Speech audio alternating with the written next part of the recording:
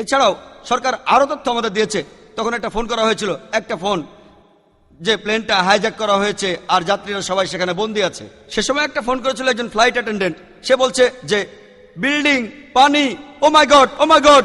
সে 12 বছর ধরে প্লেনে উড়ে বেড়াচ্ছে, সে কি নিউ ইয়র্কে বিল্ডিং কখনো দেখেনি? আরেকজন লোক, সে বলছিল, মা আমি মার্ক বিংহাম বলছি, মা আমার কথা শুনতে পাচ্ছ? আমাদের হাইজ্যাক করা হচ্ছে, তুমি বিশ্বাস করো? এখানে আমার প্রশ্নটা হলো, যদি আমার মায়ের সাথে কথা বলি, আমি বলি জাকির, আমি বলি না ডাক্তার জাকির নাইক বলছি, সে বলছিল মার্ক বিংহাম বলছি, মা আমি মার্ক বিংহাম। যদি মার্ক তার মায়ের সাথে কথা বলে, সে বলবে মার্ক, সে কেন বলবে মার্ক বিংহাম? এই কথা থেকে আপনি প্রমাণটা পাচ্ছেন। আপনি মায়ের সাথে কি আপনার পুরো নামটা বলেন? তাই এইসব প্রমাণ, টেলিফোন কল সবই আপনি পাবেন। এর মধ্যে আমি একটা সার্ভে করেছিলাম যে 32,000 ফিট উপরে মোবাইল ফোন কাজ করে কি না। 4,000 ফিট উপরে মোবাইল ফোন কাজ করার সম্ভাবনা 0.4%। 8,000 ফিট উপরে সম্ভাবনাটা হবে 0.1%। আর 32,000 ফুট উপরে এই সম্ভাবনা 0.006%।